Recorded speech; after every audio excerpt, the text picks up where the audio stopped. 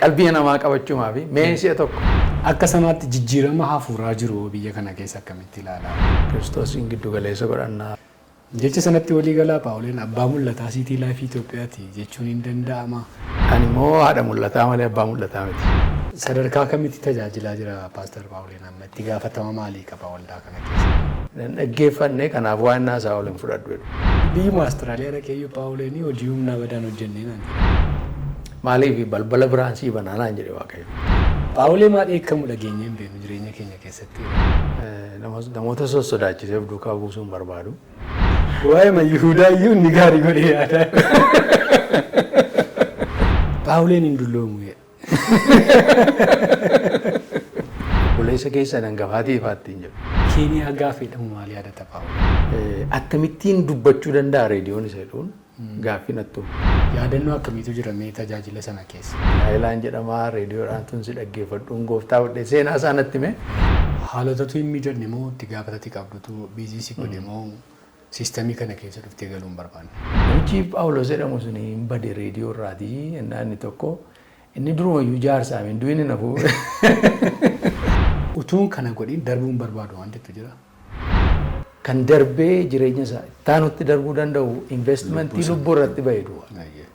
Kanaachi waan hundaa dhibnee deemna.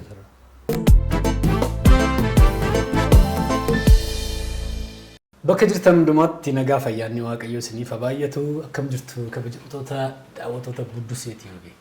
Har'as egaa yeroo kan biraa ayyaana kan biraa Waaqayyoo carraa kan biraa nuuf kenne iddoo kanatti argamneerra. Har'a akka carraa keessummaa tokkoon argadhee keessummaan kun immoo lafa dheeraa deemee gara biyya kanaa dhufe baay'een keessan sagaleedhaan beektu tarii kanneen immoo qaamaan beektu baay'ee keessan jalaa badeera dhuguma hin mul'atu bada. Har'aan yeroo akka carraa magaalaa Finfinneetti argadhee teenyee xiqqoo tokko haasofna jedhee haasaa bareedaa tokko akka isaa wajjin haasofnu abdiin godhadha. Eenyudha yoo jettanii yeroo fuula isaa argitan beektu nama guddaa nama baay'een keessan sagalee isaa jaallattan sagalee isaatiin dubbii sagalee Waaqayyoo dhaggeeffachaa turtan irraa barachaa turtan yaadannoo baay'ee qabaattanidha. Har'a Paaster Phaawulos Olaanaa wajjin jira. Biyya Awustiraaliyaa irraa biyya Finfinnee jira. Baga nagaan dhufte Paaster. Baga nagaan na eeggama. Dhugaa si arguu kootti baay'ee gammadeera. Anis baay'een gammadee dhugaa. Egaa kun carraa guddaadha. Dheebbuu koo baay'ee keessaa Waaqayyo isa tokko akkanaa milkeessite yaada. Ameen. Duraan dursee egaa namoota baay'eetu si beeka. Maatiin jiru kanneen ati qaamaan hin arganne. Isaaniin bakka bu'een baga nagaan dhuftee siin jedha. Baga nagaan na eeddan. Mee nagaa gaafadhu amantoota si beekanii paasterii sababa taateef. Obboloota hundumaa amma yeroo kanatti na ilaalaa jirtan nu ilaalaa jirtan maqaa gooftaa Yesuusiin nagaa siin gaafannaa carraa kana argadhee sagantaa obboleessi koo gammeen qopheessu irratti argamu kootiif baay'een gammadaa. Asumaanis immoo hunduma keessaniin nagaa siin gaafadhaa. Waaqayyoo isin gargaaree isin eegee isin duukaa ta'e guyyaarraan isin ga'uu isaatiif maqaa Waaqayyoo haa eebbifamu lafa isin jirtan hundumaatti Waaqayyo isin duukaa ta'u turtii waliin goonu keessatti gaa Waaqayyo akka inni nu eebbisu abdii guddaan qaba. Baay'ee ulfaadhu Paawulee. Turtii yeroo meeqaa booddee deebitee dhufte gara biyya? Ji'a 4 dura deebi'ee dhufeen ture. Torban lamaan ture. Isa dura waggaa 3 asin dhufne. 2022 gara biyya kana dhufee torban 3 tokko ture deebi'ee sokke. Egaa akkuma beekamu akka addunyaatti lakkaa'eera. 2008 amma 2016tti garuu maatii makoo wajjin biyya kana keessa dhufnee as jiraachaa turre. As jiraachaa turte. Gawaa'ee akkas taanaan waa'ee biyya kanaa wantoota baay'ee beektaa wantoota baay'ee yaadatta. Amma jijjiiramni jiru akkamii wantoota dargiitu yeroo gabaabaa keessatti namootuma biyya kana keessa jiranitti iyyuu jaallates jibbees namni jijjiirama numa arga. Akkamitti ilaalte meeti immoo? Dhugaa innoo bara 2022 yeroo dhufe isa dura haala ture wajjin waluma fakkaata. Egaa ji'a 4 dura yeroo dhufu garuu jijjiirama baay'een argaa dhufe amma immoo isan dhufu simpoo jijjiirama baay'een argaa. Keessumatti magaalaa Finfinnee irratti konistirakshinii baay'ee ta'ee karaa baay'ee banamee iddoon tokko iddoon dur beeku wallaalee haadha warraa koo wajjin deemna magaalaa keessa konkolaataadhaanii lafa jiru fa'aa baay'een wallaala. Karaa baay'een immoo babbanames immoo baay'ee nama dinqisiisa. I think qulqullinni magaalaa baay'ee fooyya'eera. servisiin tajaajilli baay'een iddoo baay'eetti kennamus immoo baay'ee fooyyee guddaa qaba. Dhugaa dubbachuu fi jijjiirama guddaatu jira karaa kana. Jijjiirama guddaatu jira. Baay'ee. Biyya ambaasiin keessa jiraattan amma sana ogoo dhaabatee biyya baay'ee qaroome ta'u siqaayira. Gara sanatti siqaayira fakkaata. Baay'ee gaariidha. Egaa Paawuleen nama hafuuraati immoo. Nama tajaajilaadha, paastariidha, soortuudha, tiksee waldaati. Akka sanaatti jijjiirama hafuuraa jiru biyya kana keessa akkamitti ilaalaa? Wanti jijjiirame jira, ol ba'amoo gadi bu'aadha mee wanta ajabde? Gama kootiin yeroon baay'ee dhufu iddoo kana magaalaa kana keessatti biyya kana keessatti waldaa City Life jedhamu tokko dhaabne. Waldaan kun amma babal'atanii iddoo baay'ee jiru. Yeroon dhufu yeroo gabaabaaf hin dhufa. Baay'inaan caalaatti namooti duukaa dabarsu waa'ee waldaa baay'ee kanan dhaga'u waldaa keenya kanadha. Carraan durii tajaajiltoota kaan waldaa biraa adda addaa keessa jiran wajjin qabu na jalaa xiqqeesse wantichi. Kun I think akkan waldoonni kaan maalirra jiru chaalenjii rakkinni isaan mudataa jiru maalidha dadhabinni jiru maayinni hir'inni jiru maayinni jedhu gadi fageessee beekuu fi jechuun first hand jedhanii bira geesse baru darbaa dabarsaan dhaga'urra jechuu kooti. Baay'een dhaga'u garuu immoo akkan ilaalutti waldaan kiristaanaa akka isheen bal'ataa jirtu biyya baay'ee keessa wangeelli akka deemee waldoonni akka gurguddachaa jiran waldoonni haaraanis akka banaman iddoo baay'eetti hojii wangeelaa akka hojjetamaa jiru nan arga. Kuni baay'ee nama jajjabeessa biyya keenya keessa bal'inaan waldaan babal'achuu keessumatti iddoo dudukkanaa dur wangeelli hin galle wangeelli baay'een bal'anne keessatti wangeelli galaa akka jiru gara kibbaa kanaa gara dhiyaa kanaa gara bahaatiin iddoo adda addaarra wangeelli baay'eessa ta'e kan hojjetamaa jiru dhagaa. Inni kun nama jajjabeessa dhugaa baay'ee gaariidha. Karaa kanaas jijjiiramee jira jechuudha. Sanuma wal qabsiiseen egaa situu gara waldaa City Life dhufee gaaffii nan qabaadha gara booddeetti garuu amma fiduu nan danda'a. Maayinni waldaa City Life Paawuleetu dhufee biyya Itoophiyaa keessatti bane. Mee waldaan sun akka dhufetti akka yaadamee dhufetti madaqeera barsiisaa achi jiru wajjin siistamii achi jiru wajjin adeemuu danda'eera wal fakkaataa bulchiinsi jiru siistamiin jiru tajaajilli jiru tokkuma. Waldaani nun achitti qabnu City Life Church ni jedhamu dur maqaan isaa Waverly Christian Fellowship jedhama. Bara 1967 jalqabee nama Richard Holland jedhamutu jalqabe Pentecostal doctriniin keenya Pentecostalidha. Biyya sana keessatti amma guddachaa jira. Waldoota guddaa jedhaman keessaati tokko namoota nationality yookiis immoo biyyoota adda addaarraatii namni walitti yaa'a. Magaalaamti Melbourne mataansaa baay'ee multicultural yookiis immoo aadaa adda addaarraa saba adda addaarraatii achitti wal yaa'u saba yookiis nationality 200 oltu jira. Suma bakka buuti jedhanii yaada. Dur warra adii Awustiraaliyaa turanii amma garuu tumedhu harki 70 namoota biyya biraatti dhalatee dhufedha. Kanaaf nationality gara 123tu wal geetu waaqeffata. Afaanota tokko tokkos jiru afaan Chinese faa kana. Tiinis waldaan geggeessina. Egaa hojii mishiniis immoo baay'ee hojjennaa biyya amma gara 13-14 geenyerra. Biyyoota gurguddaa biyyoota populationiidhaan gurguddaa ta'an warra akka Hindii, warra akka Chaayinaa, warra akka Indoneeshiyaa,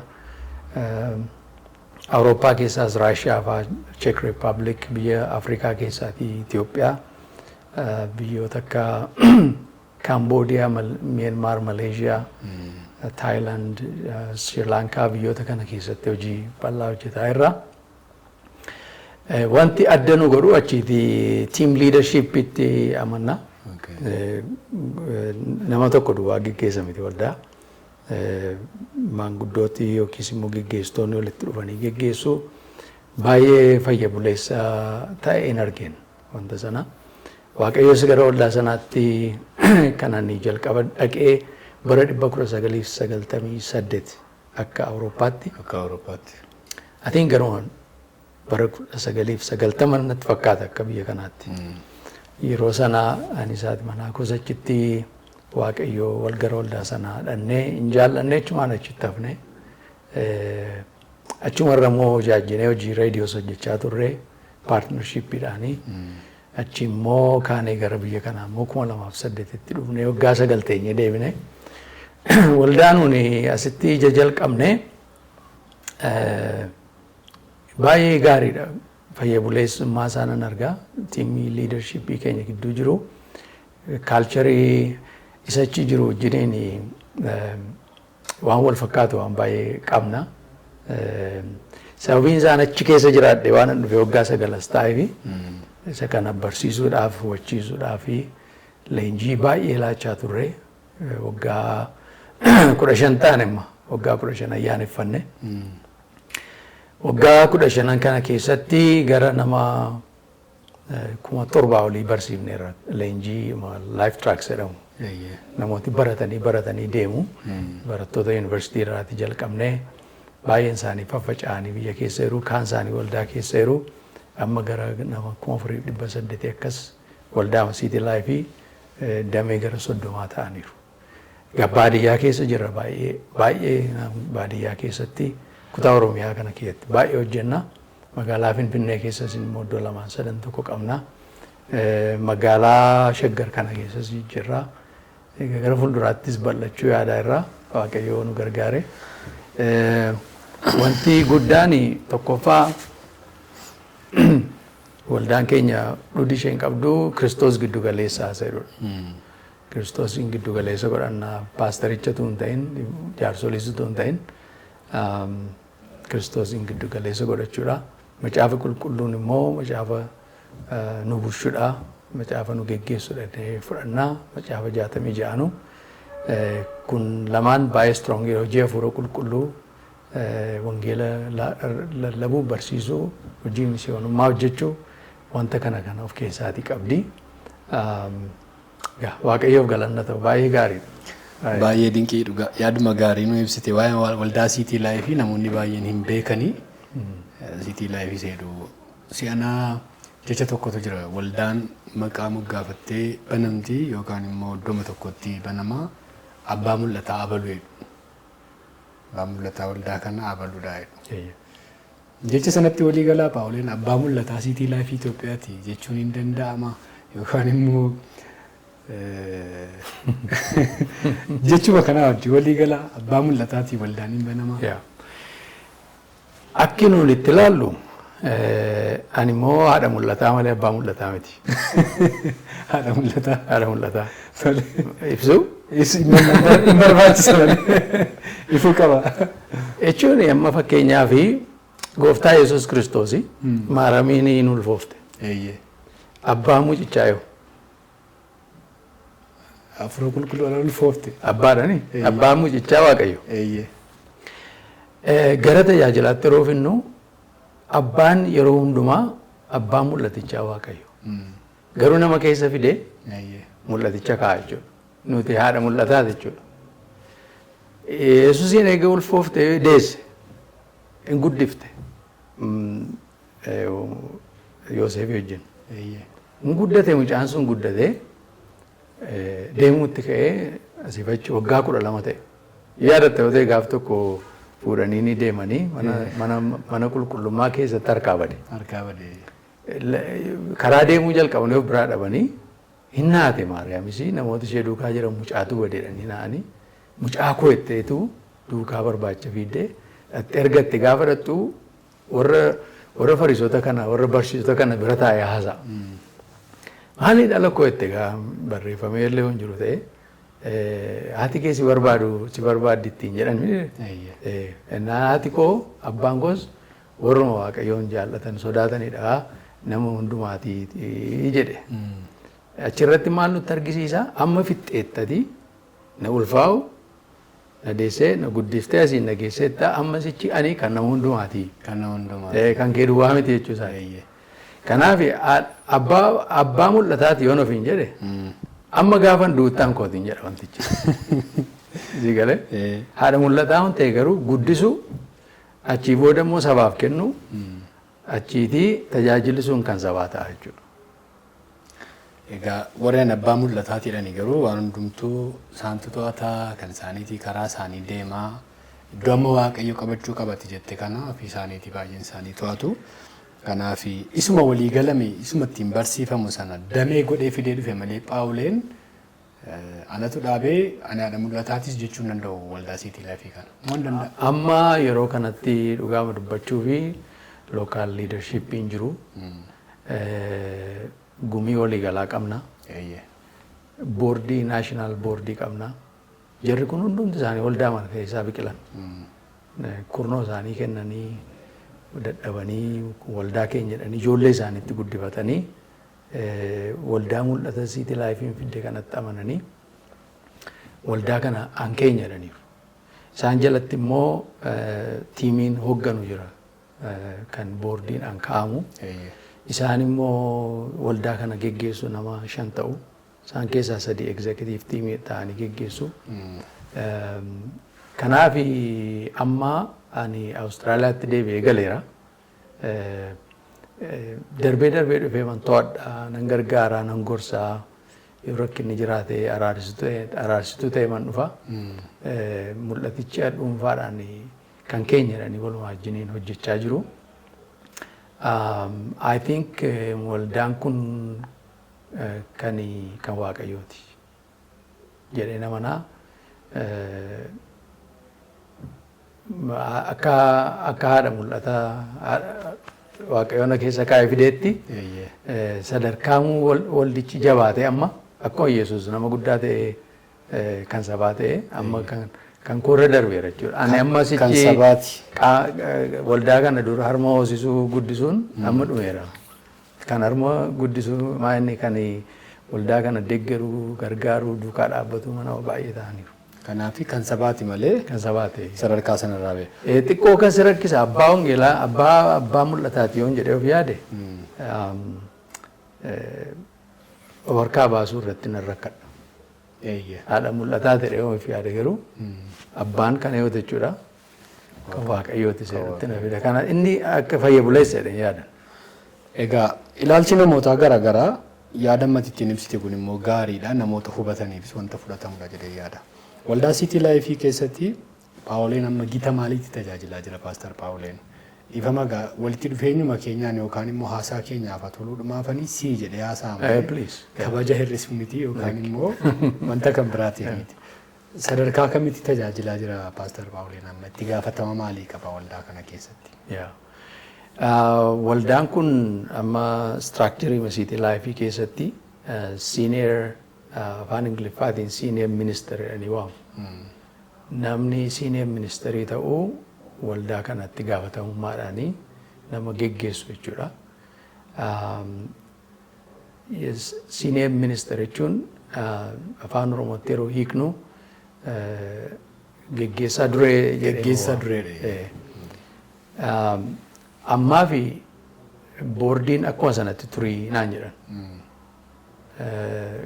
Garuu na jalatti anattaan immoo nama hojjetu jira. Paaster Kaayyoo beektaa ta'e beeku. Inni day to day guyyaadhaa guyyaatti hojii waldaa kanaa kan geggeessu isa. Itti gaafatami isaa boordiimaa fi ani atiink akkuma warruma keessan jira gargaarumaa fi relationship Austraaliyaa wajjin jiruuf gidduumatti connected ta'een jira malee. Murteessuu keessatti kan qooda fudhatu isaanii harka caalaa isaatti. Baay'ee dinqee inni kun egaa City Life Church isa biyya Itoophiyaa keessa jiru keessatti yeroon waa'ee kee immoo gaafadhu biyyuma Austraaliyaa dhaqeeyyuu Phaawuleen hojii humnaa badaan hojjennee naan jedhe. Akka sakaanii warshaa keessan gallee waajjira biraan gallee tajaajiluma waldaa keessa galee achittoo waldaa achi jiru keessatti itti gaafatamni kee amma sadarkaa maaliitti jira? Sila akkuma beeksisee waldaan keenya City Life'n mishinii irratti hojjetti. Biyya amma gara biyya 14 geenye irraa maqaa isaanii dha'uu yaaleen ture jira. Fiild paartinaroota qabna biyyoota kana fakkeenyaaf Hindiima keessa gara iddoo 4 lookeeshinii 4 irra jirra. Waldoonni paartinaroonni wajjin hojjennu kun baay'een isaanii waldaa dhaabuu akkasumas immoo hojii misoomaa irratti hojjetu. Dhimma kana lamaan liidarshiippii hoggana waldaa kiristaanaa irratti leenjisuu waan akkasii irratti hojjetu. Isa kana akka maqaa koo mishin daayirektarii yookiis immoo nama hojii mishinii hogganu ta'een hojjedha jechuudha. Sadarkaa addunyaatti jechuudha waldaa City Life bakka bu'u. Baay'ee gaarii.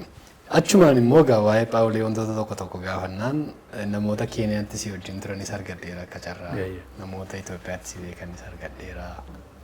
Phaawulee maal eekkamu dhageenyee hin beeknu jireenya keenya keessatti jedhan. Eekkamu Phaawulee. Simaa sagalee fudhatee eekkamu dhageenyee hin beeknu.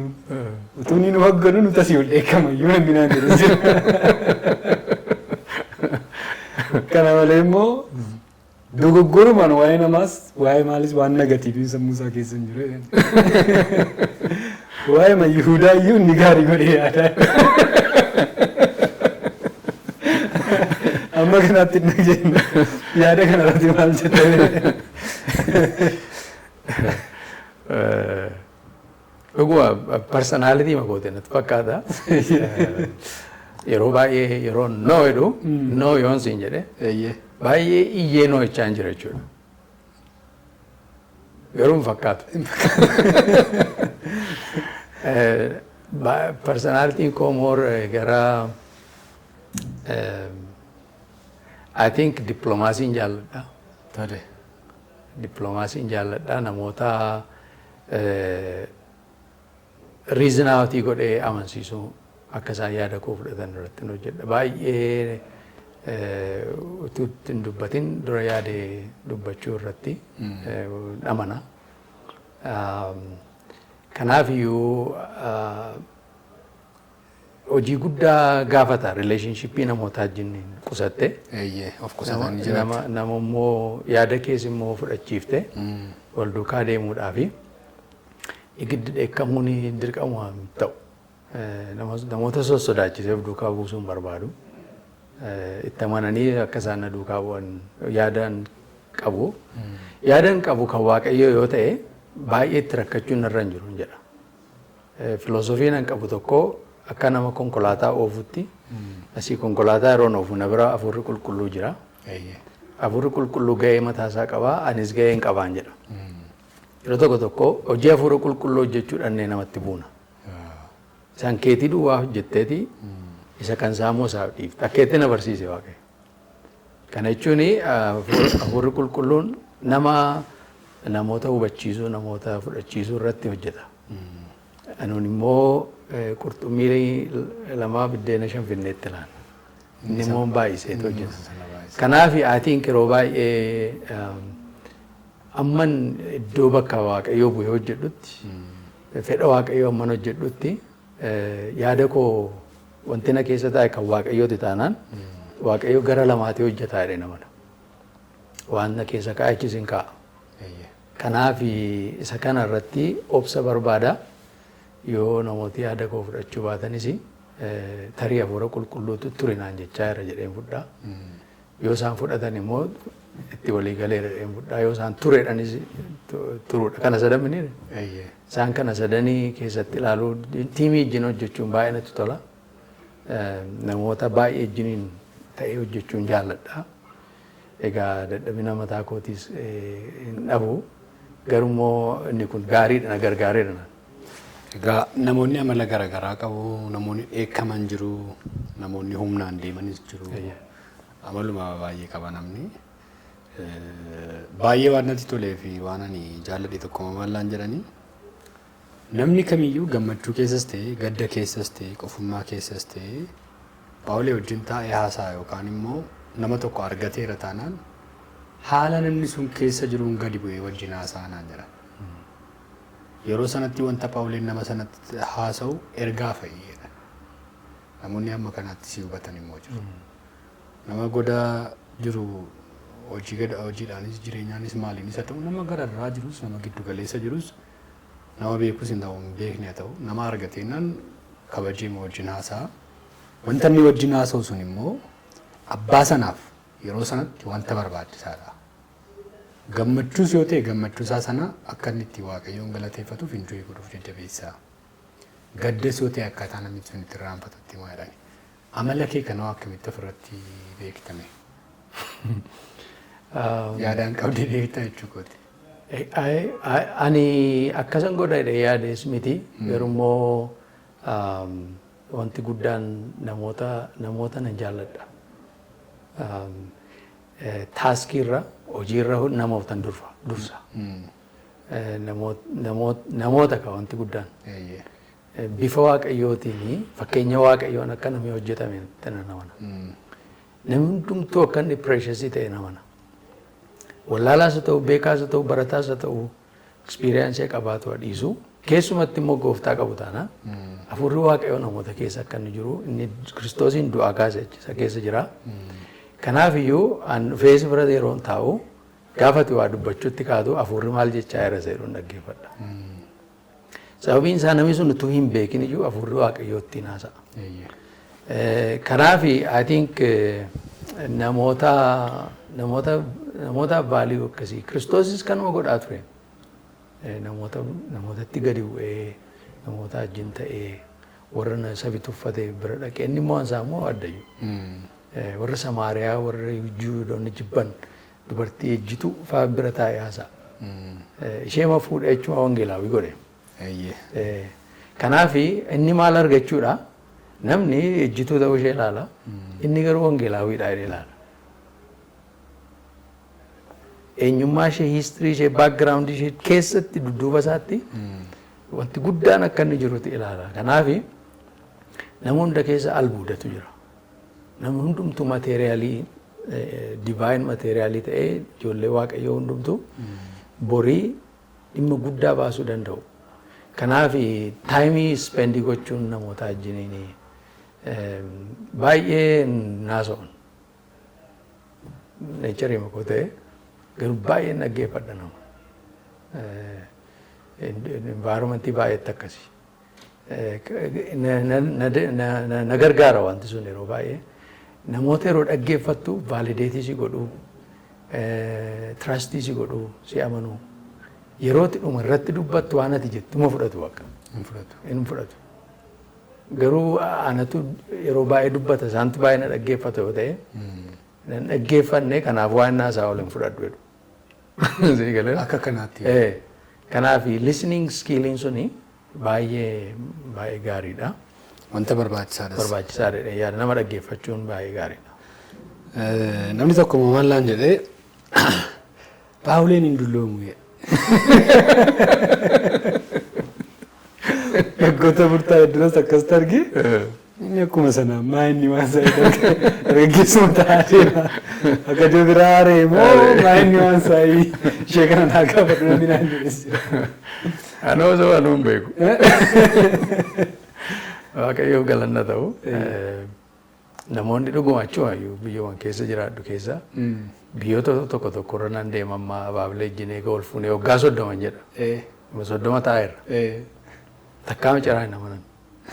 Ijoolleen koo yoonaa wajjiniin iddoo tokko dhaqan keessumatti yeroo gurguddaan obboleessa keessa hangafaatii ifaattiin jedhu. Akkas jedhu. Akkasitiin jedhu. Namoonnumti immoo biyyaan keessa yeroo kana keessa umurii koo himatanii baay'ee waan nama guddaa fakkaatu baay'isanii. Isaan. Egaa kuni I think maatii keenya keessas jira wantichi. Jiiniin akkasiini jira amma haati koo akkasii bulaan koo immoo baay'een isaanii akkasii. Umurii isaanii hin fakkaatan. Umurii isaanii fakkaatan baay'ee. Kanaaf si duwwaa ta'uu hin taane maatiidhumaanis jira. Egaa Waaqayyos immoo yeroo keessi kee nagaa ta'u isaa wajjin jiraattu haara galfii qabaattus immoo wantooti namoota isa kaan irratti mul'atu sirratti mul'achuu dhiisuu danda'a. Mee haa ta'u dhugaa sitti tolaa jedhamee haasaan keenya. Baay'een jaalladha. Yeroo dinqii qabaachaa. Baay'ee. Mee waggootaaf immoo gara booddeetti deebinee Keeniyaa dhaqnu. Haa ta'u. Mee turtii yeroo Keeniyaa gaafa jedhamu maal yaadata Paawuleen? Miimoorii akkamii qaba? Maaltu sammuu keetti dhufame? Gaafan ijoollee xinnoo ture yeroo tokko abbeen keenya reediyoo biteetu manaa qabna. Bulaan koo warra dureerran yeroo isaan dhalatan bitameedhaan reediyoon sun. Garuu yeroo tokko irratti reediyoo kana ilaaleeni akkamittiin dubbachuu danda'a reediyoon isa jedhuun gaaffii natti uume. TV'n hin jiru dur Naqamteettan guddadde. Maa inni attamitti kun ta'ee isa jedhuuni keessa isaas argeen beeku. Booda misiyoonoti jiru moo Naqamteen warra misiyoonii gara Swiidiniitti dhufan. Screw driverii beektaa isheetti waa banan. Ishee waa hiiktu tana. Annee gaaraajii keessa hannee finnee dudda reediyoo sana hiikne. Waan ani nama xixiqqoo keessa irraa laalee yoo shakkii yoo Ishee keessaati kan dubbatu. himuu dadhabe kan dubbatu immoo nama kan. Achi bannaan shiboodhumaa waan adda addaati. Isa booda maaltu natti keessa kootti dhalate waan kana attamitti akka inni hojjetu barachuu. Lammaffaa immoo waanuma kana keessaa dubbachuu. Qabaa jedhee yaade. Achi 10ffaan fixeen gara Tagbaaraddii beektaasaa Meeksikoo jiru. Achi dorgomeen dhufe jechuudha. Dhufee achi galeen koorsii baay'eetu kennamaa isa keessaa reediyoo elektirooniks kan jedhu jira.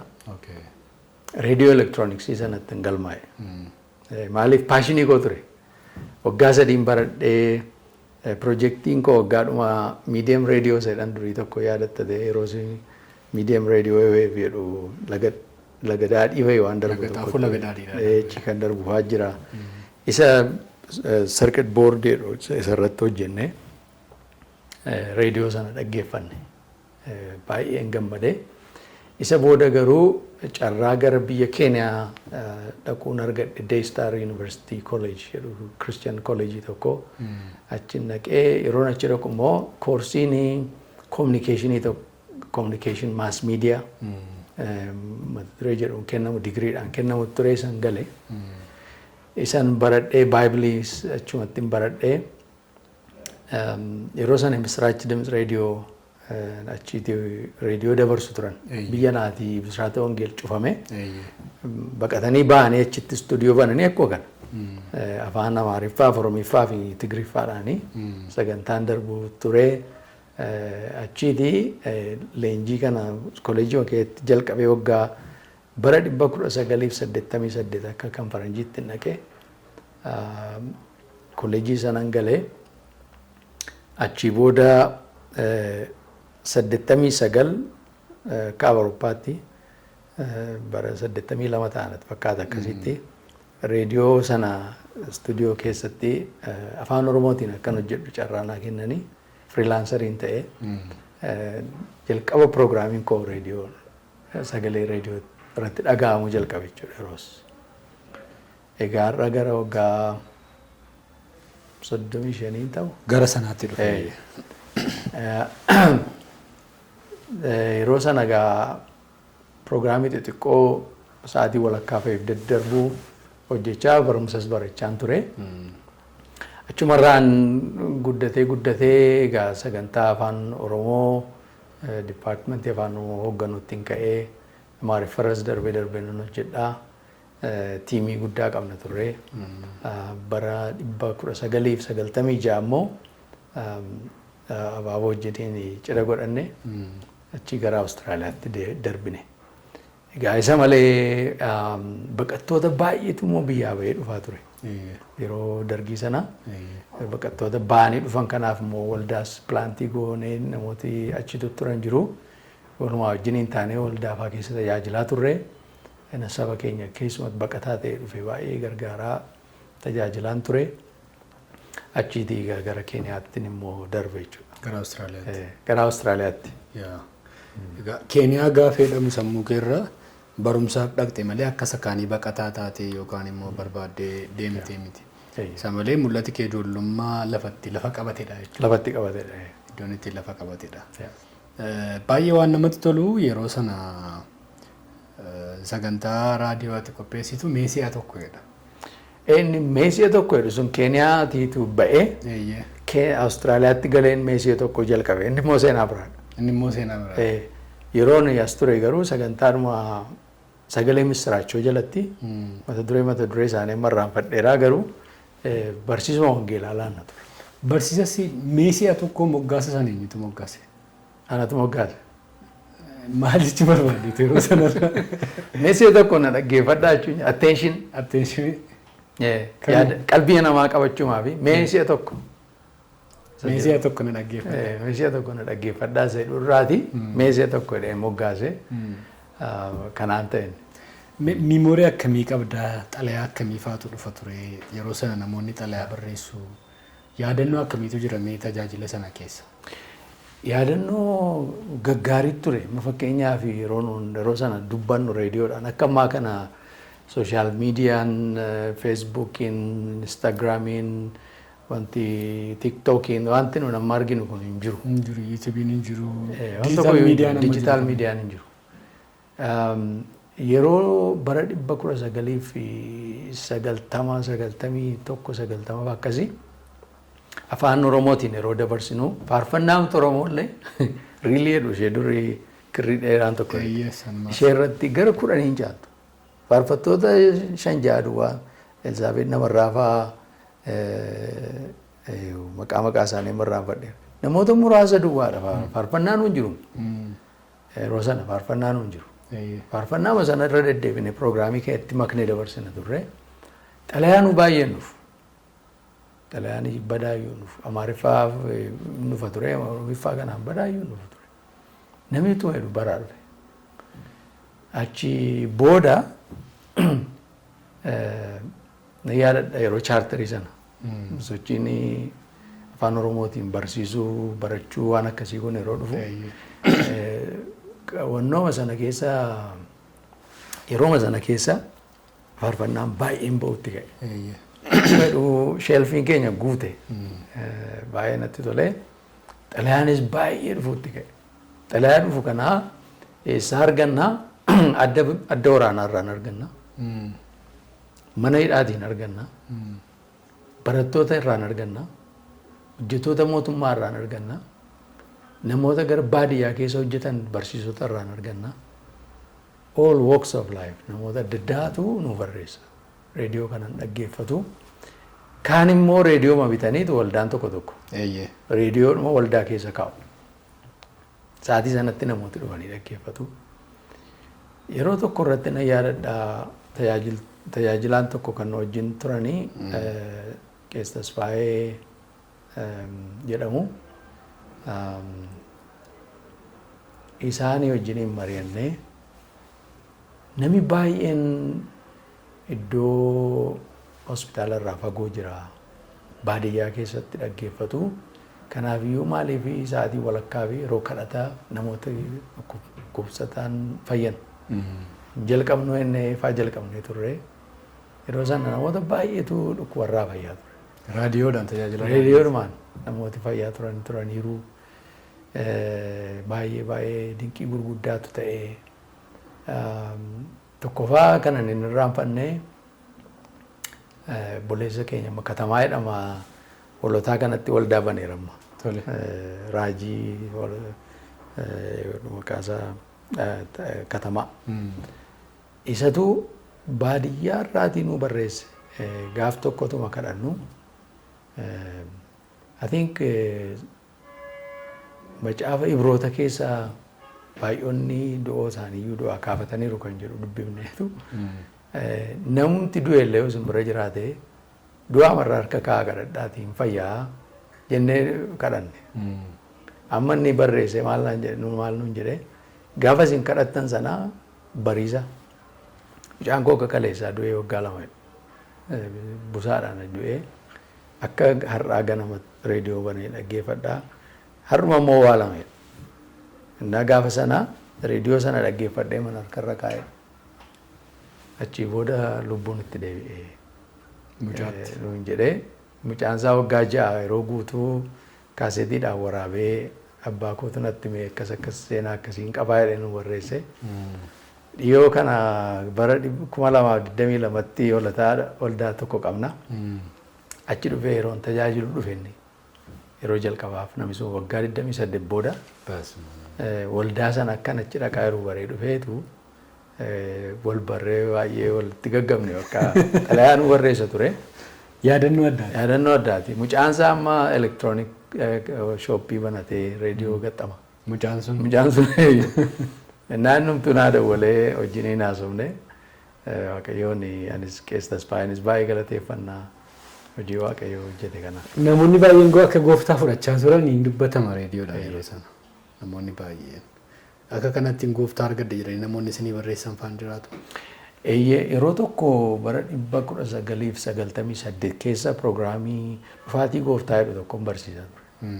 Walitti aansee yeroo dheeraadha. Yeroo sana gara jalduu ta'uu biyyi tokko jira gara Shawaana keessa. Baay'ee wangeela mormu. Achi keessaatii gurbaa Haayilaa jedhamu tokkotu reediyoo kanatuma dhaggeeffatu gooftaa fudhate. Maatii isaattis gooftaa dabarse. Achuma wangeelli babal'achaa dhufe. Haayilaan kuni booda irratti nama qotee bulaa soorome tokko jira. Naannoo isaanii innis wangeela fudhate. Karuma Haayilaa kana. Achiitii booda hin bal'atanii baay'atanii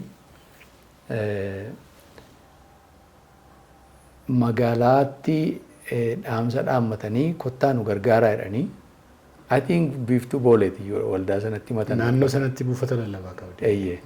Namni ergameef. Eeyyee. Wangeelaawwi caaliidhaan laata. Achitti ergamee fi inni walitti isaan sassaabee jaarsolii dhaabanii fi waldaa ta'ee guddatan. 2005 waldaa biiftuu booleetti walgahii barsiisa tokko qopheessine. Aniif namootni lamaan tokko Awustiraaliyaatti dhufne jechuudha. Waldaa afaan Oromoo 28 immoo akkasii kongrigeeshinii waaman yeroos leensuma faajin taane yeroo sana waamamanii dhufanii leenjii laanneetu boqonnaa irratti yeroon gadi ba'u Haayilaan kun dhufe. Dhufee wal na baree ati ani Haayilaan jedhamaa reediyoodhaan tun si dhaggeeffadhuun gooftaa fudhee seenaa isaanatti hime. Haayilaan jaarsolii waldaa ta'eetu walgahii kana irratti dhufee argame jechuudha. Carraa argatee. Carraa argatee. Amma wangeelaawwi caalaa moo caaliidha laata obboleessi tokko natti hima ture. Baay'ee iddoo sanatti wangeelli baay'ee bal'atee konfiraansii gurguddaatu ta'a amma si'anaa naan jedhee natti himaa ture. Isaan keessaa kun muraasuma. Malee iddoo baay'eetti hojii babal'aa guddaatu hojjetame namoota baay'eetu gara gooftaatti dhufee namoota baay'eetu dissaayipildii ta'ee xalayaanii booda irratti biiroo banne iddanatti. Xalayaan baay'annaan deebisuu dadhabne namatti ramanne. Xalayaa baay'ee in hundreds and thousands deebisaa turanii. Waaqayyo baay'ee ulfina argatu. Reediyoo sanaan hojii guddaatu hojjetame jechuudha. Waaqayyoof galatu. Paawuleen baay'ee magatii jaallattuuf gatii hawwituuf immoo keessattuu wangeelaa wajjin gatii walitti siirree jaallattee moo hojjetta turte. Waggaa meeqaa hojii reediyoo hojjette? Waggaa 18. Waggaa 18. Waaqayyo galataa argatu. Barsiisa yeroo sana baay'ee barsiisa ciccimaa barsiisa ture Paawuleen akka ammatitti waa'ee dhufaatii gooftaa keessattuu bara dhumaa kanarratti immoo wantoota mul'atan keessaa waa'ee maayikiroochiippii fa'aa bara sanarra taa'ee barsiisa ture naan jedhee tokko yeroo sanarra taa'ee har'a isaamma akkas biyya guute kana inni sirriitti barsiisa ture. Mee barsiisa sana akkamitti qophooftaa yeroo amanii waammoo sitti fudhatame? Amma danda'ametti macaafa qulqulluuni akka bara amma keessa jirrutti hubatamutti utuu ergaan isaan geeddaramin bara ammaa kana wajjiniin wanta deemaa jiru hojii walitti qabsiisee riisarchii hojjedhee barsiisuu nan jaalladha. Ammayyuu akkas paashiniin koo. Kanaaf yeroo baay'ee namooti hin jaallatu barumsa akka kanaa. Maaliif isa waggaa 2000 barreeffama dubbanna gatii ta'eefi isa ammaatti isa bara kanaatti yeroo hiikamu itti gammadu jedhee gatii yaaduu fi hingalaafis jedhee gatii yaaduufani amma naa danda'ametti addunyaarra maaltu jira seedhu nan dubbisaa nan qophaa'a barsiisa akkasii kana immoo nan qopheessee barsiisa yeroo sana HCJB jedhu mission agency tokkotu jira Austraaliyaa. Heralding Christ Jesus Blessings jedhama. Ameerikaatti jalqabamee reediyoo hojjetu afaan dhibbaa oliin dabarsu achi keessatti missionarii ta'een hojii afaan Oromoo kan hojjedha. Kan si dhibu utuun Keeniyaatti Awustiraaliyaan naqin nama afaan Oromootiin piroogiraamii hojjetu maaliif meegaa laangweej jedhama. Meegaa laangweejii 372 filaniitu. Meegaa laangweejii jedhamu kanaanii yoo piroogiraamii reediyoo dabarsine biyya lafaa hundumaa waliin geenyaa kan jedhudha. Meegaa laangweejii kana afaanota meegaa jedhaman nama miliyoonii tokkoon ol dubbatamu. Dhaaba reediyoo gurguddaa warra Kiristiyaan reediyoo gurguddaatu walga'anii walga'ii guddaa tokko bara 1985 qopheessanii afaan 372 filan. Afaan 372 filaman keessaa tokko afaan Oromooti. Afaan kana immoo gargar fudhatan warri Niw Ziilaand, warri Awurooppaa, warri Kanaadaa, warri Ameerikaa, warri Awustiraaliyaa jedhanii namoota baqattoota yookiin immoo qubattoota biyya keessa jiran sana keessaati afaan kana kan dubbatan barbaadaati. Isaaniif istuudiyoo kennaa koontentii dhiyeessanii reediyoo irratti dabarsan akka ittiin facaafna jedhaniitu walii galanii. Warra Melbourne jirutu afaan Oromoo filate. Afaan Oromoo filatan. Afaan Oromoo nama dubbatu barbaannaa jedhanii filatan. Hin kadhatu facaasaa. Ani immoo nan naqee. Warra kadhatu sana keessaa tokko nama Ken Craig jedhamu. Nama dur biyya Itoophiyaa keessatti missionarii waggaa 20 turedha. Inni immoo hawaasa keenyaa wajjin walitti dhiyaata. Gaafa ani babaabileen cidha godhannee achi gallu nu dubbisuu dhufe. Gaafa inni nu dubbisu mana keenya dhufuuni hafuurri Waaqayyoo namni kun waa sitti maa dhaggeeffadhu naan jedhe. Feena bare maal hojjetaa turteedha reediyoo afaan Oromootiin gaafa jedhu nama akkasii barbaadaa irraa magaalaa natti jedhe. Maa inni ennaan kunoo kana jira jedhee istuudiyoo na geessee natti argisiisee achii booda ani immoo isa Keeniyaatii fixu kaasetii afaan Oromoo iskiriptii waan adda addaa fudhadhee naqe. Maaliif balbala biraan sii banaanaan jedhe Waaqayyo. Gaafa achi galuu seenaa kana natti himan. Amma wiikeendii dhaqeen piroogiraamii afaan Oromoo sa'aatii walakkaa hojjedheen dabarsuutti ka'ee meeshaa tokko. Achi xalayaan baay'ee dhufuutti gaafa ka'u yeroo kee guutuu kennuu dandeessaa jedhanii chumaananii missionarii ta'ee waldoota adda addaattis dhimmi kun beekamee namooti baay'een sappoortii nu gochuutti ka'anii achumaananii yeroo guutuu kennee waggaa dheeraa hojjedhe.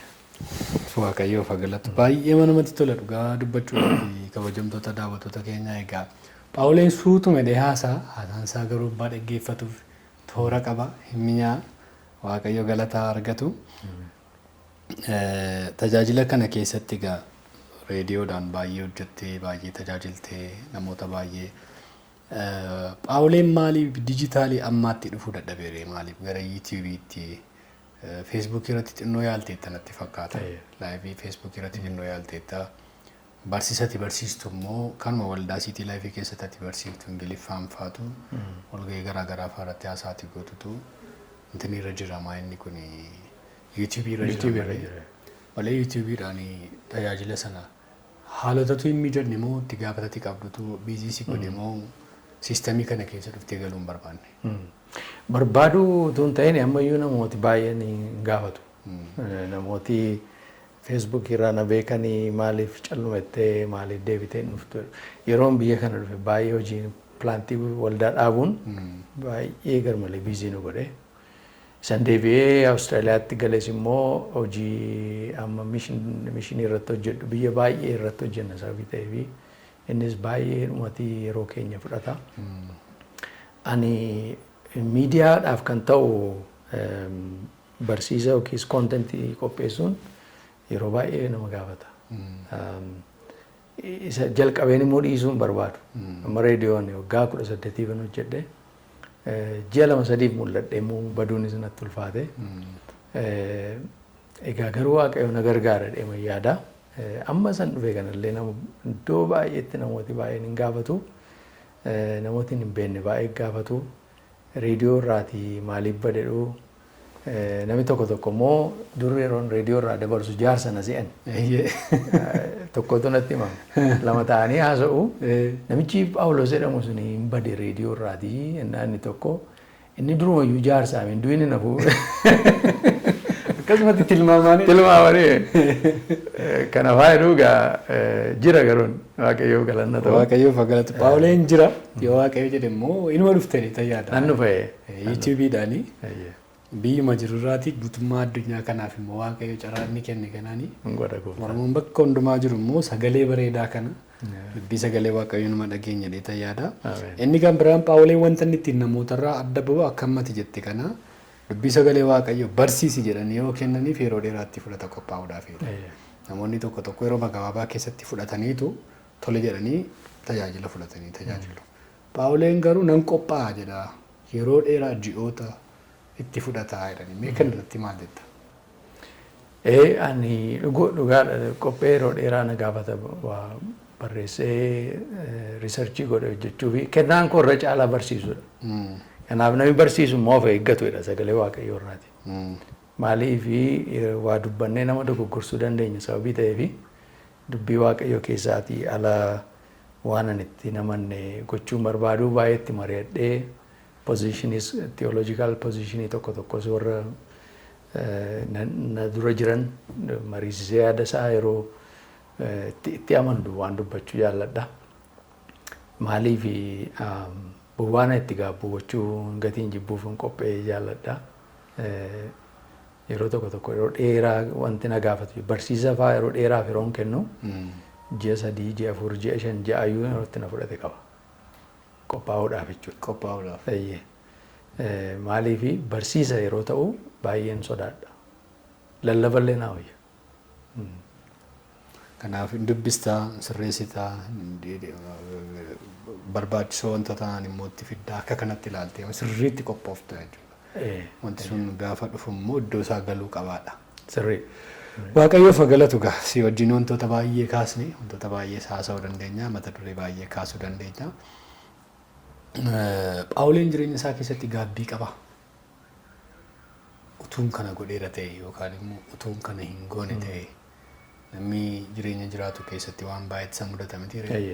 Namoonni nama akka kee kana yookaan immoo paastarii ta'e itti gaafatama akkasiirra hojii Waaqayyoo keessa jiru waama dogoggoree beeku ittiin fakkaatu waama gaabbu ittiin fakkaatu.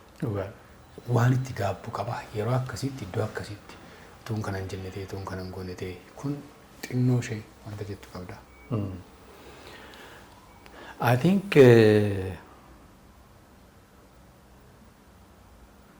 waan ani gaabbu hin qabu. Waan ani yaadadhu jechuukooti. Yoo ammaatiillee opportunity carraa tokko tarii caalaatti kana caalaa hojii Waaqayyoo hojjechuufi carraa tokkotti fayyadamuutu narra tureera waan jejjedhu tokko jiru. Garuu sarraa kan hafe I think tokkoffaan ijoollummaa kootiitii Waaqayyoon na waame. Mucaa xinnoo ta'e jechuudha. Isa booddee ani garuma hojii Waaqayyoo hojjechuu tajaajiluu mana Waaqayyoo keessa deddeebi'uu isa dhutu natti dhufe ijoollummaa kooti. Kun egaa waggaa baay'ee ta'eera maybe 40 dhiyaata. Gaafa umurii namarra jiru irra dhaabadhee yeroo sana murteessa yaadu hin gaabbu baay'ee natti tola. Sababiin isaa maaliif hin gaabbitu yoonaan jettee investmentii guddaan biyya lafaa irratti lubbuu namaati. Amma sagalee Waaqayyoo keessaatii wanti guddaan an jaalladhu yeroo lubbuun tokko fayyuudha. Gubbaa samii irratti gammachuutu ta'a. Gammachuu guddaatu ta'a. Amma biyya lafaan irratti waldaa guddaa gatii ijaarreef samii irratti gammachuun hin ta'u. Yookiin immoo wanta lafa kanarra jiru waan baay'ee gatee hojjennee fi samii irratti gammachuu tokkitti kan fidu Waaqayyo marcuma isaarraa ka'ee dhaabatee kan inni celebratii godhee ergamoonni itti dacha'anii Waaqayyo irratti gammachuu argatan lubbuun yeroo dhuftudha. Lubbuun piraayisii itti yoo geddarre gatii yoo irra keenye piraayislesidha. Gatii itti baasuu hin danda'amu. Amma Fakkeenyaaf kun telefoon. Doolara 1,000 jedhanii kaa'u. Yookiin immoo bishaan kanatti gatii baasu, marcuma kanatti gatii baasu. Kan lubbuu gatii itti ba'u jiru. Lubbuuf gatii kan baasee waaqayyoomatu nama ta'ee foon uffatee dhufee lubbuu isaa dabarse. Kanaaf imeejii waaqayyoo baataa reprezentatiivii waaqayyoo ta'e akka inni lafa kana biyya lafaa isa mul'atu kana keessa akka inni bakka bu'aa waaqayyoo ta'uuf nama uume ofiima isaatu riplikaa ofii isaatii uume nuti namni yeroo baay'ee guyyaatti jiraachuu jalqabe kan inni lakkaa'u gaafa dhalatedha. Garuu an akkanaa galutti teoloojikaalii nuni durumatuu lafti samiin sun uumamin hafuura waaqayyoo keessa turre. Yaada waaqayyoo keessa turre. Waaqayyoo gaafuma lafa kana diriirsu nuuniti sammuudhaa qaba. Nuun of keessaa baasee achi keessa nu kaa'u barbaade. Kanaaf yoomii qabee jiraachuutti kaana jette waaqayyooma keessa jiraachaa turre. Waaqayyooma keessa jiraachaa turre hafuura isaa keessa turre. Gaafa dhoqqeerraa nama hojjetee hafuuratti baafatu yeroo sana nuti hafuura waaqayyoo keessaa gara foonitti galle nama jiraataa ta'e ka'ee dhaabate. Kanaaf namni foon uffatu iyyuu malee isaatii lubbuun namaa sun baay'ee gatii guddaa qabdi. Kanaaf waanuma nun biyya lafaan irratti hojjennu keessaatii kan darbee jireenya isaa ittaanutti darbuu danda'u investimentii lubbuu irratti ba'e du'a. Kanaachi waan hundaa dhiibnee deemna.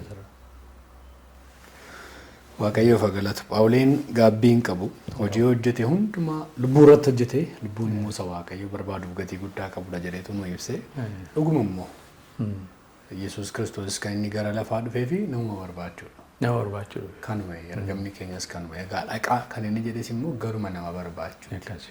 Immoo biyyi bara keetti jireenya keetti sanuma irratti bobbaate kanaaf waama tokko gaabbiin qabdu. Waan itti dhiifama gaafattus qabdee yaadu. Jireenya kee keessatti iddoo kanatti kana dhiifama gaafachuutu narra jira wanta jettus hin qabdu. Waan yaadadhu hin qabu. Wanti tokko hin jiru. Tolee waan tokko si gaafadha. Yeroo si hafetti biyya lafaa kanarratti hin beektu eenyu keenya iyyuu lafa kanarraa yoom akka deemnu hin beekan. Utuun kana godhiin darbuun barbaadu waan jettu jira. Wantani waaqayyoon kadhadhu wantani barbaadu yeroo argadhee wanta babarreessu yaada koo keessaa qaba. Inni keessa koo jira.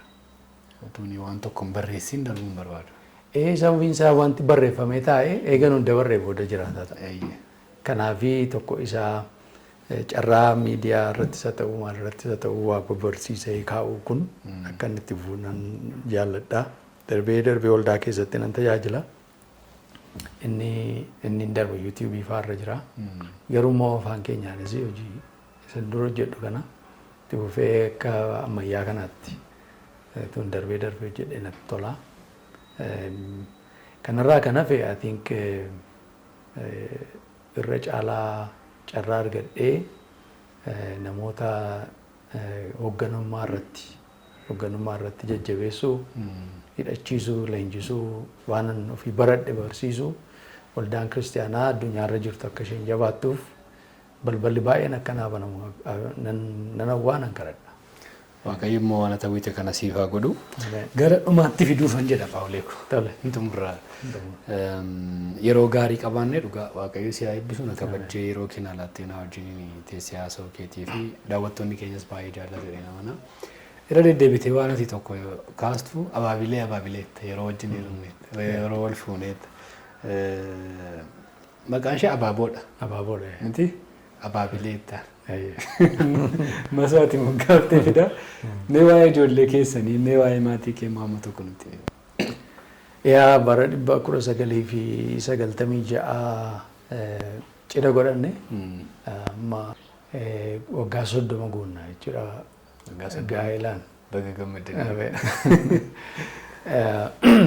Baay'ee waaqayyoo galanna ta'u nama waaqayyoon jaallattu, nama na jaallattu, nama baay'ee creative leadership quality qabdu, baay'istee dandeettii addaa qabdi. Ogeessa harkaan dizaayinariidha. Baay'ee hojii uffata Oromoo kanarratti baay'ee hojjette. Uffata aadaa Oromoo biyya Awustiraaliyaatti baay'ee Keeniyaattis baay'ee promooti. Biyya kanatti. Biyya natti harki caalaansaa. Waan akkasiis qabdii irra caalaa immoo anaa fi tajaajila kootti baay'ee na deeggartii rakkina baay'ee qorumsa baay'ee wajjin dabarsine. Isheen fakkeenya 31 irra jirtu sanaati. Isheen. Kanaaf baay'een wal jaallannaa.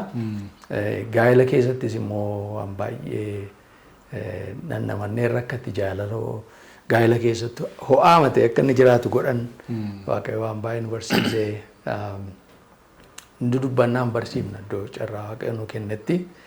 Keessumatti waa'ee kanaa irratti gara fuulduraatti hojjechuu isheenis hin hawwiti anis nan hawwaa. Ijoollee 3 nu kenneera waaqayyo. Amma gurguddataniiru 25, 24, isheen durbaa immoo 19. Egaa waaqayyoof galanni guddaan haa ta'u irra caalaa immoo hafuuraan ijoollee nuu kenne waaqayyos jiru. Maatii hafuuraatiin nutti dabalaman baay'ees qabnaa. Lubbuu baay'eetu immoo gara gooftaatti dhufee namoota baay'eetu cuubamee gammachuu guddaatu nutti dhaga'ama dhugaa. Asittis biyyoota kaan keessattis hojii hojjennutti isa kana argina gatii ta'eef baay'een gammada. Biyyoota paartinarii ta'e hojjedhu keessa waldaan dhaabbate yeroo jedhanii ililchaa mana oola bakka gammachuu guddaadha. Waaqayyoo haa galatu. Ijoolleen kee maalirra jiru amma hojii jireenya sadarkaa maalirra jiru? Hin baratu kaan immoo hojiitti jiru amma isaan gara of danda'utti dhufaa jiru. Waaqayyoof galanna ta'u biyya ormaa keessatti chaalenjii baay'ee qabu garuu gooftaan isaan gargaaraa jira. As turanii waggaa 9f biyya kana keessa turanii aadaasis amma tokko hubataniiru gatii ta'eef baalaansii godhanii inni jedhu isheen xinnoon keessumatti gara biyya naa dhuftee nama wal'aanuufa baay'ee hawwii akkasii qabdi. Egaa gooftaan nu gargaara. Waaqayyoof haa galatu. Jireenyi keessan biyya sanaa hojiidha jireenya kanaa fi namni tokko sadarkaan itti tasgabbaa'ee boqotee jiraachuu danda'utti jiraatu jechuudha biyya Awustiraaliyaa keessa. Ani hojii waldaan hojjedha. Saba keenya achi jiran afaan Oromootiin waldaa qabu. Achis dhaqee nan gargaaraa nan barsiisaa gaafan biyya jiru. Darbee immoo waldoota keenya damee adda addaa qabu isaan irrattis tajaajilaa. Gaafii immoo biyya adda addaa keessa hojiimaaf nan deema. Biyya adda addaa ifama biyya adda addaa kanatti jettu Eeshiyaa keessa, Awurooppaa keessa biyyoota kana keessa jechuudha. Awustiraaliyaatii baatee. Awustiraaliyaatii Eeshiyaa keessa baay'inaan kan jirru achi immoo Awurooppaa keessa iddoo 2 qabna. Egaa baay'ee ulfaadhu yeroo gaarii walii wajjin qabaanne akka nama waldaa gaggeessuutti akka nama dubbii sagalee waaqayyoo beekuutti namoonni akka carraa ergaa kana dhaggeeffatan utuu kana beekanii utuu akka kanatti yaadanii kun isaaniif ergaadha waan jettu yoo yaada kan yookaan immoo ergaa kan nu dabarsite achumaanis immoo hafeera kunii waan jettu yoo itti nu dabalte sagantaa keenya sanaan goolabna. Tokkoffaan namootaa fi wanta dabarsuu barbaadu eenyummaa waaqayyoo, amala waaqayyoo, kaaraakterii waaqayyoo, waaqayyoo gaariidha, waaqayyoo amanamaadha jedhu kana faawundeeshinii akka godhatanii barbaada. Maaliif waaqayyoo gaarii ta'uusaa namni amannaan seexanni eenyu keenya immoo biyya lafaarra yeroo jirtan rakkina baay'ee qabdu garuu biyya lafaa moo'eeredha gooftaan. Amma rakkinni guddaan maalirra jira? Biyya lafaa kana keessatti namni hin qoramne hin jiru. Qorumsi yeroo kiristaanotatti dhufu maaliif narra ga'e kuni gaaffii jedhu keessa galu. Gatiin cubboo hojjedhee fi gatiin waaqayyoon na jibbee fi keessa jedhu keessa galu. Seexanni immoo qorumsaaf yeroo dhufu waaqayyo maasii gatee, waaqayyo maasii si dhiisee, waaqayyo maa kana sirraan ga'eedha. Kana keessatti shakkiin nama keessa lixa jechuudha. Amantii malee immoo biyya lafaa mo'uun hin danda'amu. Amantiin immoo waaqayyoo kakunni namaa gale abdiin namaa gale irratti amanamuudha. Kanaaf gaafa shakkiin nu keessa lixu dukkana keessa lixna. amma ija sanaaficaa kan geessu amantii yoo qabaattan gaarri kun hin buqqaa'edha. Amma maaliif gaarri buqqa'uu dida beektaa? Shakkii amma ija sanaaficaatu nu keessa lixa. Kanaaf iyyuu amantiin hin jiraatu. Amma dukkana ibsaadha ni maru. Dhattee isheessaa ibsitee dhaamtu swiichitti yoo buute ibsaan yoo dhaame maaltu ta'a? Ruumii hin dukkanaa. Kanaaf dukkanni yookiis dukkanaa yookiis ifattaa yookiin amantiidhaa yookiin mamiidha jechuudha. Wanti nu uumamnu yeroo baay'ee eenyummaa waaqayyoo irratti. Seexannumti tokko jalqaba kan addaamii baanii qoree eenyummaa amala waaqayyoo irratti ni yoo kanatti nyaattan akka isaa gatii taatanii fi nyaatinaas ni jedhee shakkii keessa isaanii kaa'e. Shakkiidhaan kufe namni. Har'as akka nu waaqayyoo irratti hin shakkine waaqayyoo irratti amanamne akka jiraannu barbaachisaadha. Maaliifan kana jedhu? Dubartii ishee waggaa 12 waggaa 12ffaa irratti breakthrough ishee argatte. Gaafa waggaa 12 ishee abdatte waggaa 12 eennee yoo namni tokko immoo waggaa 5 eegee dadhabeera. Waan abdii waaqayyoo galeef. Kaan immoo 7 eegee dadhaba.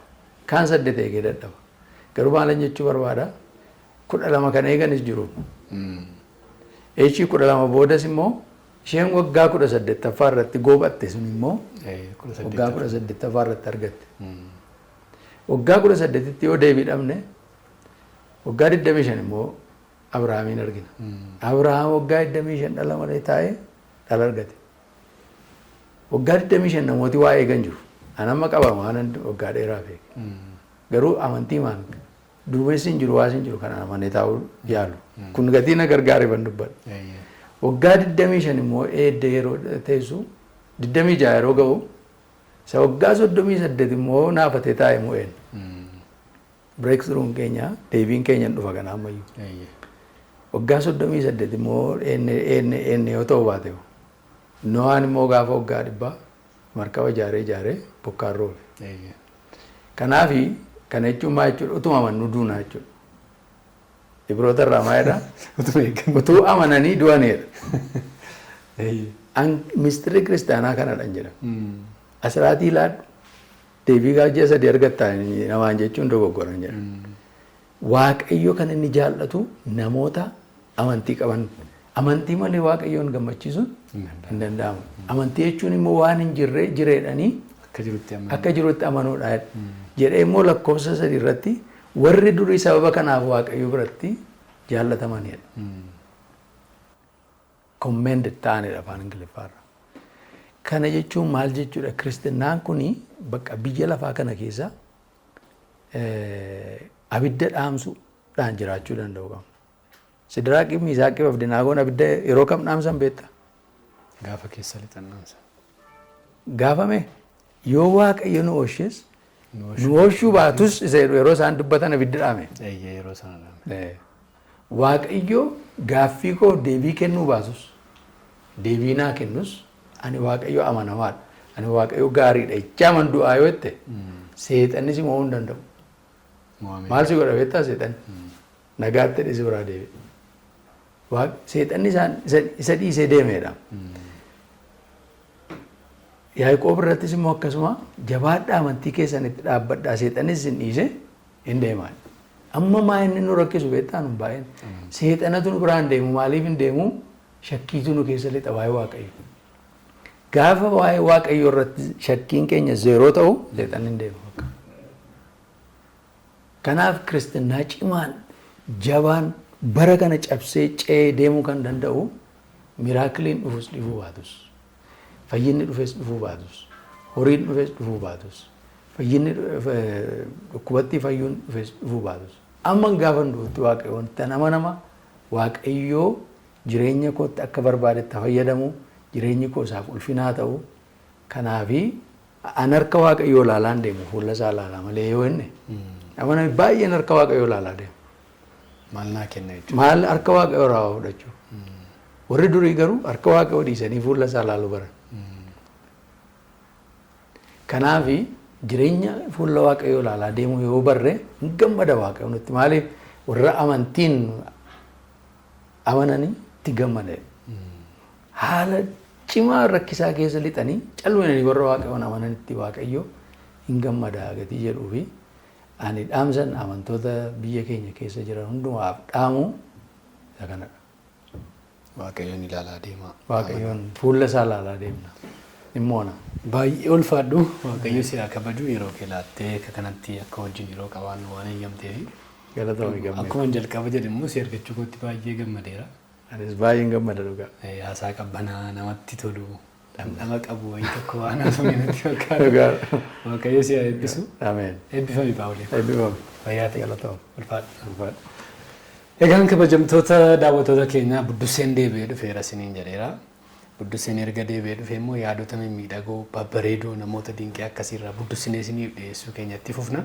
Nu daawwachuu keessaniif baay'ee galatooma. YouTube kana subscribe godhaa. Yaaddi kun akka namoota baay'ee bira ga'uu fi yaada qabdan immoo yoo dandeessan nu bilbilaa. Kana achi immoo comment section irratti nu barreessaa. Yeroo kan bira keessumaa kan biraa amma qabannee isiniif dhiyaasnutti qopheessee kan isiniif dhiyeessee gammachiisu mataa baronaan ture. Nagaa Waaqayyootiin tura.